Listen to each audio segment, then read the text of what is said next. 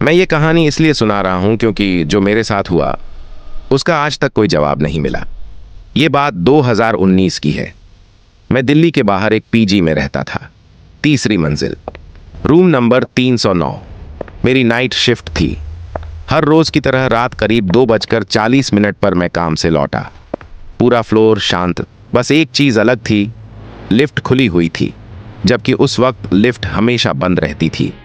मैंने ज्यादा ध्यान नहीं दिया और कमरे में चला गया। दरवाजा अंदर से लॉक किया, जूते उतारे, बिस्तर पर बैठा ही था कि मेरे फोन पर कॉल आया, अननोन नंबर। मैंने उठाया। उधर से किसी ने कुछ नहीं कहा, बस सांस लेने की आवाज। मैंने कहा, हेलो, कौन? Call cut. मैंने सोचा गलत नंबर होगा। ठीक 1 मिनट बाद फिर कॉल, सेम नंबर। इस बार उधर से बहुत धीमी आवाज आई, दरवाजा खोलो। मेरे शरीर में ठंड सी दौड़ गई। मैंने गुस्से में कहा, मजाक मत करो वरना शिकायत करूंगा। उधर से जवाब आया, मैं मजाक नहीं कर रहा, मैं बाहर खड़ा हूं।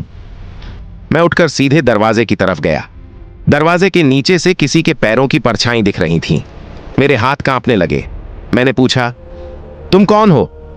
कुछ सेकंड की खामोशी, फिर आवाज आई, मैं वही हूं जो कल रात तेरे कमरे में सोया था। मेरे दिमाग में कुछ भी क्लिक नहीं हुआ क्योंकि मैं उस कमरे में अकेला रहता था। मैं पीछे हट गया। तभी मेरे फोन पर मैसेज आया, अननोन। आईने में देख। मैंने धीरे धीरे सामने लगे शीशे की तरफ देखा और वहीं मेरी सांस रुक गई। आईने में मैं अकेला नहीं था, मेरे पीछे कोई खड़ा था, लंबा, काला, बिना चेहरा, और उसके पैर जमीन को छू ही नहीं रहे थे।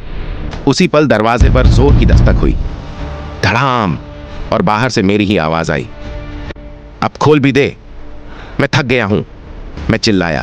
पड़ोसी जाग गए। गार्ड आया। जब दरवाजा खोला गया, बाहर कोई नहीं था। सीसीटीवी चेक हुआ। पूरी रात मेरे कमरे के बाहर कोई नहीं आया, लेकिन सीसीटीवी में एक चीज दिखी।